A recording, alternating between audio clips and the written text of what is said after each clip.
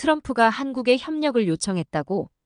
도널드 트럼프 미국 대통령 당선인이 한국 조선업과의 협력을 공식화했습니다. 전 세계 언론들은 한국의 하나오션이 한미해양방산 동맹에 있어 새로운 이정표를 개척하고 있다고 평가하고 있는데요. 트럼프는 미국의 행군 전력의 유지 보수를 위해 한국의 우수한 K해양방산에 주목하고 있습니다. 미국 역사상 처음 있는 일인데요. 자세한 내용을 들어보도록 하죠. 안녕하세요. 저는 미국의 글로벌 전략 컨설팅 회사에서 국방산업 부분 수석 컨설턴트로 일하고 있는 브라이든 메디슨입니다. 쌀쌀한 바람이 불었지만 맨해튼 37층에 위치한 제 사무실은 이미 도시의 아침 열기로 달아오르고 있었어요. 저는 평소처럼 블룸버그 터미널의 방산 산업 동향을 체크하며 전날 밤늦게까지 작성한 보고서를 검토하고 있었습니다. 중국 해군 신형 구축함 세척 동시 진수라는 뉴스가 화면을 스쳐 지나갔습니다. 최근 들어 이런 소식이 너무 잦았습니다. 커피를 한 모금 마시며 한숨을 쉬는데 메일함에 빨간 느낌표가 찍힌 새 메시지가 도착했죠. 발신인은 놀랍게도 트럼프 캠프의 국방정책 자문단이었습니다. 메디슨님, 긴급 자문 요청드립니다. 트럼프 대통령의 새로운 국방정책 구상에 대한 전문가 의견이 필요합니다. 첨부된 문서는 극비사항이며 처음에는 그저 평범한 자문 요청이라 생각했습니다. 사실 요즘 들어 이런 요청이 많았거든요. 하지만 첨부된 문서를 열어보는 순간 저는 손에 들고 있던 커피잔을 내려놓아야 했습니다. 제 눈을 사로잡은 것은 문서의 첫 문장이었습니다. 전쟁은 비즈니스의 독이다. 평화만이 진정한 번영을 가져온다. 마치 평화주의자의 선언처럼 들리는 이 문장이 군수 산업의 확대를 주장해왔던 트럼프의 문서에서 시작된다는 것이 아이러니했습니다.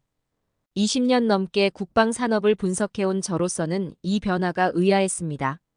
블룸버그 터미널에 띄워진 과거 그의 발언들을 검토해보았죠. 불과 2년 전만 해도 그는 군수 산업 확대의 필요성을 역설했었습니다. 그런 그가 왜 갑자기 평화를 이야기하는 걸까 생각했어요. 커피를 마시며 문서를 자세히 읽어내려갔습니다. 제 책상 위에는 이미 여러 장의 메모가 흩어져 있었죠. 그의 구상은 명확했습니다. 세 가지 핵심 과제가 있었습니다. 우크라이나 전쟁의 즉각적 종식, 대만 해협의 긴장 완화, 그리고 중동의 불안정한 정세 안정화였습니다. 하지만 그 방법이 특별했습니다. 문서의 중간 부분에서 그는 힘을 통한 평화 구축이라는 전략을 제시했습니다. 평화를 위해 군사력을 강화한다는 아이러니한 접근이었죠. 그러나 이는 단순한 군비 증강과는 달랐습니다. 그가 구상한 것은 완전히 새로운 방식의 군사력이었습니다. 더 효율적이고 더 경제적이며 더 현대화된 군사력. 특히 한국과의 협력을 통한 새로운 방식의 군수산업 혁신을 강조했습니다. 이는 기존 미국 방산업계의 관행과는 전혀 다른 접근이었죠. 저는 문서를 덮고 잠시 생각에 잠겼습니다. 이것은 단순한 정책 변화가 아닌 새로운 패러다임의 시작이었습니다. 평화를 위한 새로운 도전, 그리고 그 도전을 위한 예상치 못한 협력. 이제 미국은 전혀 다른 길을 모색하기 시작한 것 같았습니다. 다음 날 아침, 저는 충격적인 정보를 접하게 되었습니다. 제 태블릿에 띄워진 블룸버그 디펜스 위클리의 특별 보고서는 중국 해군력이 마침내 미국을 추월했다는 분석을 담고 있었습니다. 뉴욕 맨해튼의 제 사무실에서 바라본 하늘은 유난히 회색빛이었고 마치 이 암울한 소식을 반영하는 듯했습니다. 업무용 태블릿에 띄워진 화면을 수차례 새로 고침했지만 데이터는 변함이 없었습니다. 실시간으로 업데이트되는 중국의 최신 해군력 지표들은 섬뜩할 정도로 명확했습니다. 2020년부터 시작된 중국의 급격한 해군력 증강은 펜타곤의 최악의 시나리오마저 뛰어넘는 속도였습니다. 특히 충격적인 것은 단순한 함정 숫자의 우위가 아니었습니다. 중국이 이룩한 기술적 진보였죠. 스텔스 성능이 대폭 강화된 055형 구축함, 전자전 능력이 혁신적으로 향상된 054A형 호위함, 그리고 자체 개발한 항공모함 전투체계까지. 이는 우리가 알던 중국 해군의 모습이 아니었습니다. 옆자리의 동료 마커스가 새로운 위성사진을 보여주었을 때 저는 이미 예감했던 것을 직접 목격하게 되었습니다. 남중국해 상공에서 포착된 위성사진 속에는 중국의 두 항공모함, 전단이 나란히 훈련하는 모습이 선명하게 담겨 있었습니다. 라오닝함과 산둥함은 마치 쌍두마차처럼 당당히 항해하고 있었고 그 모습은 새로운 시대의 서막을 알리는 듯했습니다. 본사 45층 회의실에서 긴급 임원회의가 소집되었습니다. 저는 단상에 올라 발언을 시작했습니다. 이건 단순한 과시가 아닙니다. 중국은 이미 실질적인 해양 패권을 장악하기 시작했습니다. 특히 아시아 태평양 지역에서 말이죠. 회의실을 가득 메운 임원들의 표정이 무거워졌습니다. 불과 20년 전 미 해군의 10분의 1 수준이었던 중국 해군은 이제 미국을 앞서고 있었습니다. 더욱 우려스러운 것은 그들의 성장 곡선이 여전히 가파른 상승세를 보이고 있다는 점이었습니다. 제가 준비한 프레젠테이션의 다음 페이지로 넘어갔습니다. 스크린에는 중국의 최신의 전투기들이 등장했습니다.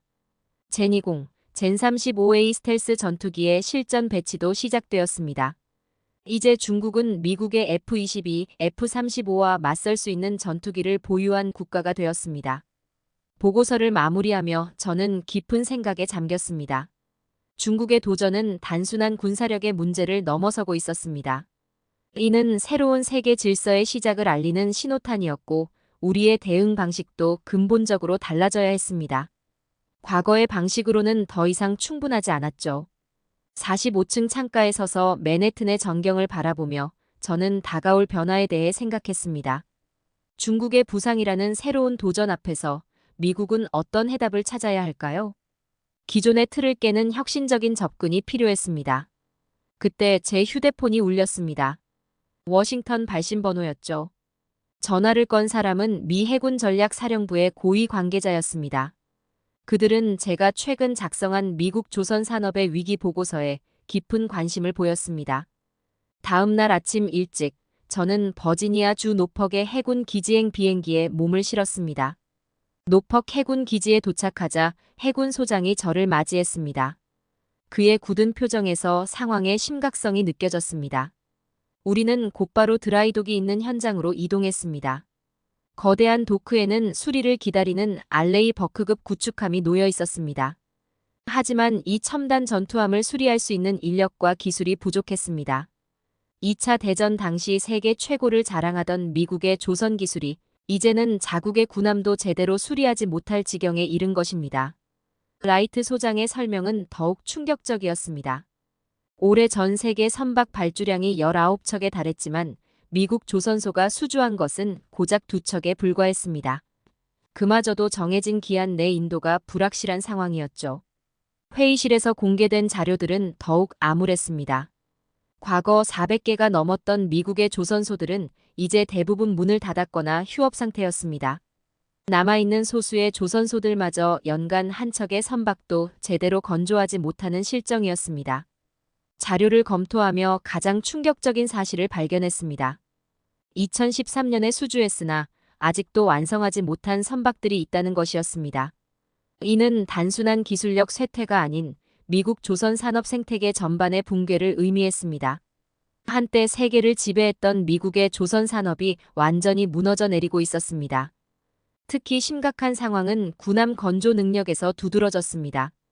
존스 법은 미국 군함을 반드시 자국 조선소에서 건조하도록 규정하고 있었지만 이제 그럴 능력을 갖춘 조선소는 손에 꼽을 정도였습니다. 2차 세계대전 당시 리버티선을 하루에 한 척씩, 항공모함을 일주일에 한 대씩 만들어내던 그 놀라운 생산력은 이제 역사책 속 이야기가 되어버렸습니다. 노퍽 해군 기지의 작은 회의실에서 라이트 소장은 깊은 한숨을 내쉬며 해결책의 가능성을 물었습니다. 저는 잠시 망설였습니다. 제가 준비한 답안은 그들이 듣고 싶어하는 내용이 아닐 것이 분명했기 때문입니다. 미국의 자존심을 건드릴 수 있는 내용이었죠. 하지만 저는 확신에 찬 목소리로 답했습니다. 해결책은 분명히 존재하지만 그것은 지금까지 우리가 고수해온 방식과는 완전히 다른 접근을 필요로 할 것이라고 말씀드렸습니다. 더 이상 미국 혼자만의 힘으로는 불가능하다는 것을 인정해야 했습니다. 회의실 창을 통해 노퍽 해군 기지에 정박해 있는 군함들이 보였습니다. 한때는 세계 최강을 자랑하던 미 해군의 상징들이었지만 이제는 많은 함정들이 수리를 기다리며 오랫동안 정박해 있었습니다. 니미츠급 항공모함도 알레이 버크급 구축함도 제대로 된 정비를 받지 못하고 있었죠. 그리고 그 도움의 손길은 아마도 우리가 전혀 예상하지 못했던 곳에서 올 것 같았습니다. 바로 한국이었죠. 한때 우리에게 도움을 받았던 나라가 이제는 우리를 도울 수 있는 유일한 파트너가 된 것입니다.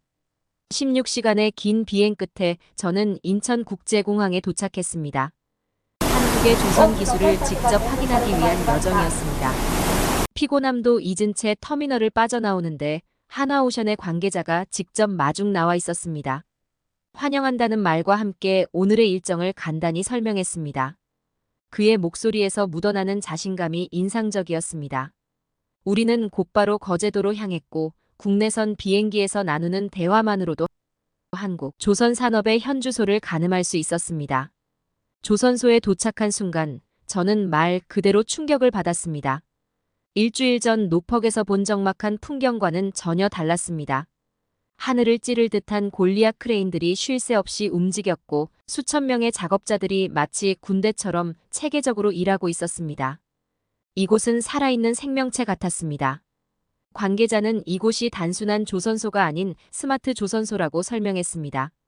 AI가 설계를 최적화하고 로봇이 정밀 작업을 수행하며 빅데이터가 모든 공정을 통제하는 시스템이었습니다. 미국 조선소에서 5년 걸리는 작업을 2년 반 만에 완료할 수 있다는 설명에 저는 고개를 끄덕이지 않을 수 없었습니다. 생산 시스템을 직접 보면서 더욱 놀라웠습니다.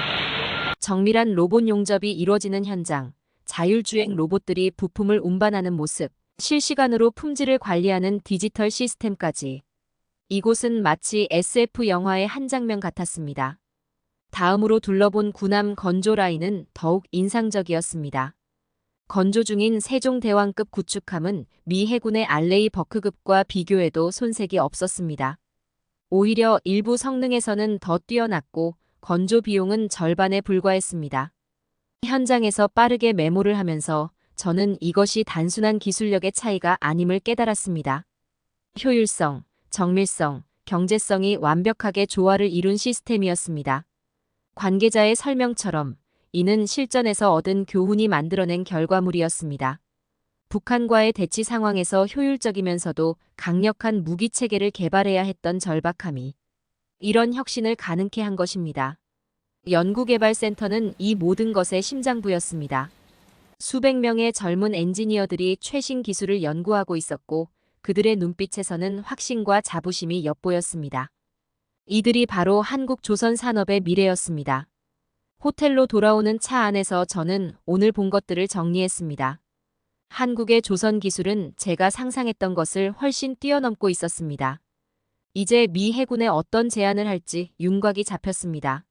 문제는 그들이 이 급진적인 변화를 받아들일 준비가 되어 있느냐는 것이었습니다. 부산 해운대의 호텔 창문 너머로 항구의 불빛이 반짝였습니다. 그 불빛들이 마치 미국 해군의 새로운 희망처럼 보였습니다. 우리가 찾던 해답이 바로 이곳에 있었습니다. 뉴욕으로 돌아온 저는 곧바로 보고서 작성에 들어갔습니다. 한국에서 본 것들은 너무나 인상적이었고 이를 미 해군에 전달하는 것이 제 임무였습니다. 보고서를 작성하면서 저는 지난 6월 있었던 중요한 사건을 다시 한번 상기했습니다. 하나오션이 필라델피아 조선소를 인수한 것은 중대한 전환점이었습니다. 미국 최대 규모의 조선소가 한국 기업의 손에 넘어간 후 놀라운 변화가 시작되었죠. 이러한 변화의 성과가 이제 하나둘 나타나기 시작했다는 소식이 제 보고서 작성에 큰 도움이 되었습니다. 마침 국방산업부문 대표인 로버트 앤더슨이 저를 회의실로 불렀습니다. 앤더슨 대표는 제가 한국에서 직접 본 최신 현황에 대해 관심을 보였습니다. 저는 준비해온 자료들을 펼쳤고 하나오션의 스마트 조선소 시스템, 효율적인 생산 방식, 그리고 특히 놀라운 비용 절감 능력에 대해 설명했습니다. 회의실은 곧 열띤 토론장이 되었습니다. 필라델피아 조선소의 변화상이 특히 주목할 만했습니다. 하나오션은 불과 5개월 만에 놀라운 혁신을 이뤄내고 있었습니다. 한국의 스마트 기술을 도입하고 현지 인력을 재교육하며 2년 내에 생산성을 3배로 끌어올리겠다는 당초의 목표가 현실화되고 있었죠. 더욱 고무적인 소식은 현대중공업도 최근 미 칠함대 수리 자격을 획득했다는 것입니다. 이제 한국은 단순한 공급자가 아닌 미 해군의 핵심 파트너로 확실히 자리매김하고 있었습니다. 제가 한국에서 보고 온 최신 기술과 시스템들은 이러한 변화가 올바른 선택이었음을 증명하고 있었습니다. 이제 미국과 한국의 방산 협력은 새로운 차원으로 도약하고 있었습니다. 회의가 끝나고 사무실로 돌아오는 길에 저는 깊은 생각에 잠겼습니다. 불과 10년 전만 해도 상상할 수 없었던 일들이 현실이 되고 있었습니다. 미국과 한국의 방산 협력이 완전히 새로운 차원으로 진입하고 있었죠. 제 책상에는 이미 다음 출장 일정이 놓여 있었습니다. 이번에는 필라델피아였습니다. 지난 6월 한화오션이 인수한 조선소의 변화상을 직접 확인하러 가는 것이었죠. 첫 5개월간의 변화를 평가하는 중요한 방문이 될 것 같았습니다. 필라델피아의 첫 새벽은 분주했습니다. 한화오션의 미국 법인장이 저를 맞이해 조선소로 안내했습니다. 5개월 전만 해도 침체되어 있던 이곳은 이제 완전히 다른 모습이었습니다. 곳곳에서 변화의 조짐이 보였습니다. 노후화된 설비들이 철거되고 있었고 한국에서 들여온 최신 장비들이 속속 설치되고 있었습니다. 특히 인상적인 것은 디지털 관제 시스템의 도입이었습니다. 모든 공정이 실시간으로 모니터링되고 최적화되고 있었죠. 법인장은 자부심을 가지고 설명했습니다. 현재 진행 중인 1단계 현대화 작업이 완료되면 생산성이 2배 이상 향상될 것이라고 했습니다. 2단계에서는 AI 기반 설계 시스템과 자동화 로봇이 도입될 예정이었고 최종적으로는 한국의 스마트 조선소 시스템을 완벽하게 구현하는 것이 목표였습니다. 현장에서 만난 미국 기술자들의 표정도 달라져 있었습니다.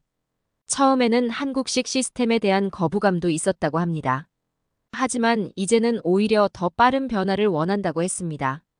실제로 작업 효율이 눈에 띄게 향상되었고 작업 환경도 크게 개선되었기 때문입니다. 특히 놀라웠던 것은 품질 관리 시스템이었습니다. 레이저 스캐닝과 3D 모델링을 활용한 실시간 품질 검사가 이미 도입되어 있었고 불량률이 기존 대비 30% 이상 감소했다고 합니다. 저는 현장에서 빠르게 메모를 했습니다. 이것은 단순한 소유권 이전이 아닌 미국 조선 산업의 근본적인 혁신이 시작된 것이었습니다. 한국의 기술과 경험이 미국의 저력과 만나 시너지를 만들어내고 있었죠. 델라웨어 강변의 석양이 조선소를 붉게 물들였습니다. 100년의 역사를 자랑하는 이 조선소가 이제 새로운 시대를 향해 나아가고 있었습니다. 그리고 이 변화는 미국 해군의 미래와도 직결되어 있었습니다. 저는 이 역사적인 순간을 목격하고 있다는 사실에 가슴이 벅차올랐습니다. 한 미국 기술자가 제게 물었습니다. 이제 우리도 세계 최고가 될 수 있을까요? 저는 확신에 찬 표정으로 고개를 끄덕였습니다. 트럼프의 새로운 국방 구상안에 포함된 미 정부 효율부서 신설과 일론 머스크의 수장 임명 계획은 이러한 변화를 더욱 가속화할 것이었습니다. 새로운 혁신의 시대가 시작되고 있었고 그 중심에는 한국과 미국의 협력이 있었습니다. 며칠 후 저는 예상치 못한 곳으로 초대를 받았습니다. 카타르의 한국연합훈련장이었죠. K9 자주포의 실전 테스트를 참관하라는 것이었습니다. 이미 폴란드를 비롯한 여러 나토 국가들이 도입을 결정한 무기체계였지만 미국의 기준은 달랐습니다. 카타르의 사막의 뜨거운 태양 아래 한국의 국방 관계자가 저를 맞이했습니다. 거대한 자주포가 우리를 기다리고 있었습니다. 한국 국방 관계자는 이것이 단순한 무기가 아니라고 강조했습니다. 북한과의 실제 대치 상황에서 최고의 성능과 신뢰성이 요구되는 상황 속에서 발전된 시스템이라고 했죠. 훈련 결과는 충격적이었습니다. K9 자주포는 30초 만에 전투 태세를 갖추고 연속 발사 후 신속하게 위치를 이동했습니다. 슈센스쿠트라 불리는 이 전술은 적의 대포수를 피하는 데 결정적이었습니다. 미군 체계보다 30% 저렴하면서도 성능은 더 뛰어났죠. 훈련장의 데이터가 이를 증명했습니다. 정확도, 기동성, 신뢰성 모든 면에서 탁월한 성과를 보여준 것입니다. 미군 관계자들의 표정이 심상치 않았습니다. 그들의 눈빛에서 진지한 관심이 느껴졌습니다. 저녁 식사 자리에서 한화의 임원은 의미심장한 말을 했습니다. 이제 한국은 단순한 공급자가 아닌 전략적 파트너가 되었다고 민주주의 국가들의 방위를 함께 책임지는 동반자라고 말입니다. 보고서를 작성하며 저는 깊은 인상을 받았습니다. 한국은 단순히 좋은 무기를 만드는 것이 아니었습니다. 그들은 실전 경험과 첨단 기술을 결합해 새로운 표준을 만들어내고 있었습니다. 그리고 이제 트럼프의 새 정부 구상안에 포함된 머스크의 효율성 혁신까지 더해진다면 미국과 한국의 방산 협력은 상상 이상의 시너지를 만들어낼 것이 분명해 보였습니다. 워싱턴으로 돌아가는 비행기 안에서 저는 깊은 생각에 잠겼습니다. 지난 며칠간 목격한 변화는 단순한 산업 협력을 넘어서는 것이었습니다. 미국과 한국의 협력은 이제 전 세계 방위 산업의 새로운 장을 열어가고 있었고, 이는 자유민주주의 국가들의 새로운 동맹 관계를 의미했습니다. 창밖으로 보이는 구름 사이로 석양이 비치는 모습이 장관이었습니다. 마치 새로운 시대의 빛이 전 세계로 퍼져나가는 것처럼 보였습니다. 워싱턴 DC로 돌아온 지 며칠이 지났을 때였습니다. 국무부의 오랜 친구로부터 놀라운 소식을 전해 들었습니다. 트럼프 전 대통령이 재임 시 첫 국빈 방문지로 한국을 선택했다는 것이었습니다. 더욱 주목할 만한 것은 이번 방문의 핵심 의제가 방산 협력이라는 점이었습니다. 준비 중인 의제들을 살펴보니 저도 놀라지 않을 수 없었습니다. 기존의 단순한 무기 거래를 훨씬 뛰어넘는 수준이었습니다. 양국의 방산 기술 통합, 차세대 무기체계 공동 개발, 심지어 우주 방위 시스템 협력까지 포함되어 있었습니다. 회의실에서 열린 긴급 회의에서 저는 이러한 변화의 의미를 설명했습니다. 평화를 위한 강한 힘을 만들어내는 과정에서 미국과 한국은 서로가 필요로 하는 완벽한 파트너가 되어가고 있었습니다. 프레젠테이션에서 저는 구체적인 성과들을 보여주었습니다. 한화오션이 인수한 필라델피아 조선소의 생산성은 불과 6개월 만에 2배로 증가했고 K9 자주포는 미군들에게 최고 평가를 받았습니다. 하지만 이것은 시작에 불과했습니다. 다음 슬라이드에서는 더욱 야심찬 계획들이 공개되었습니다. 양국이 공동으로 개발 중인 차세대 무기체계들, 인공지능이 통합된 새로운 디지털 전장 시스템, 그리고 우주 방위 계획까지. 이는 단순한 협력을 넘어선 완전한 통합의 수준이었습니다. 회의실 창밖으로 펜타곤이 보였습니다. 평화는 강한 자의 전유물이라는 말이 머릿속을 스쳐 지나갔습니다. 그곳에서도 지금 새로운 변화가 시작되고 있었습니다. 더 이상 미국 혼자만의 힘이 아닌 신뢰할 수 있는 동맹과 함께 만들어가는 새로운 힘이 형성되고 있었습니다. 한 임원이 의미심장한 말을 했습니다. 트럼프의 역설이 현실이 되었다고. 평화를 위해 더 강해져야 한다는 그의 주장이 한미 동맹의 새로운 차원을 열어준 셈이었습니다. 이제 우리는 진정한 의미의 평화를 위한 첫걸음을 내딛고 있었습니다. 그날 저녁 포토맥 강변을 걸으며 저는 지난 여정을 돌아보았습니다. 처음 트럼프의 구상안을 받았을 때만 해도 비현실적으로 보였던 계획들이 하나둘 현실이 되어가고 있었습니다. 중국의 도전이라는 새로운 위협 앞에서 미국과 한국은 혁신적인 방식으로 해답을 찾아가고 있었습니다. 걸음을 멈추고 강물을 바라보는 순간 제 휴대폰이 울렸습니다. 새로운 프로젝트를 위해 다시 한국으로 와달라는 요청이었습니다. 고개를 들어 워싱턴의 밤하늘을 바라보았습니다. 같은 별들이 서울의 하늘에서도 반짝이고 있을 것입니다. 이제 두 나라는 같은 별을 보며 같은 꿈을 꾸기 시작했습니다. 더 강한 평화, 더 나은 미래를 향해 함께 나아가고 있었습니다. 한미 동맹의 새로운 장이 시작되고 있었습니다. 오늘 사연은 여기까지입니다. 미국의 태평양 함대 운영에 한국과 미국이 동맹이 되었다고 하니 정말 대단한 대한민국입니다. 앞으로도 한국의 기술력은 승승장구하길 바라며 여러분의 생각을 댓글로 적어주세요. 감동포착 사연이 마음에 드셨다면 좋아요와 구독 알림 설정까지 부탁드려요. 오늘도 시청해주셔서 진심으로 감사합니다.